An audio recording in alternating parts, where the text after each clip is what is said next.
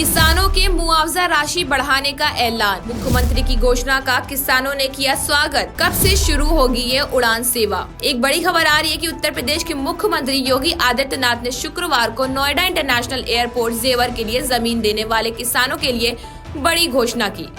CM ने किसानों के लिए मिलने वाली मुआवजे की राशि 3100 वर्ग मीटर से बढ़ाकर 4300 वर्ग मीटर करने का ऐलान किया और उसी के चलते सीएम ने शुक्रवार को अपने आवास पर किसानों के साथ संवाद किया।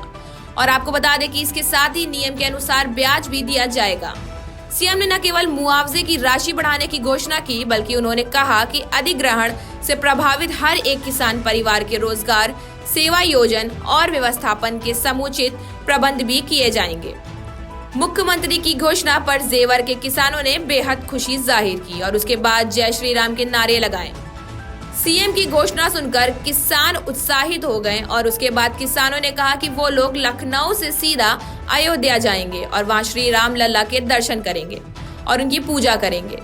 सीएम ने इस अवसर पर ऐलान किया कि अगले साल अप्रैल में प्रधानमंत्री जेवर में स्थित नोएडा इंटरनेशनल एयरपोर्ट का उद्घाटन करेंगे। बता दें कि शुक्रवार को मुख्यमंत्री आवास पर नोएडा इंटरनेशनल एयरपोर्ट के जेवर के अंतिम फेज में जमीन देने वाले किसानों के साथ सीएम संवाद कर रहे थे। उनकी आशंका, जिज्ञासा और मांगों को लेकर चर्चा कर रहे थे।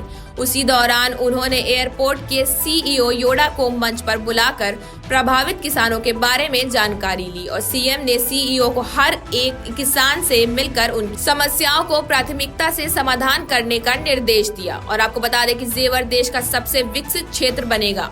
इसी के चलते मुख्यमंत्री ने कहा कि नोएडा इंटरनेशनल एयरपोर्ट जेवर में 9 दिसंबर को ट्रायल हो चुका। अप्रैल 2025 से इस एयरपोर्ट से उड़ान सेवा शुरू करने की योजना होगी। और जेवर एयरपोर्ट के निर्माण का जिक्र करते हुए सीएम योगी ने कहा कि अब पूरी दुनिया में जेवर का चमकने का समय आ गया है। अगले 10 सालों में यह देश का सबसे विकसित इलाका होगा और पूरी दुनिया इसकी समृद्धि को देखेगी। और मुख्यमंत्री योगी आदित्यनाथ ने एयरपोर्ट के विकास में किसानों के सहयोग की सराहना करते हुए कहा कि अब तक केवल 2 सालों में लगभग 3300 एकड़ भूमि का अधिग्रहण बिना किसी भी विवाद से पूरा हुआ।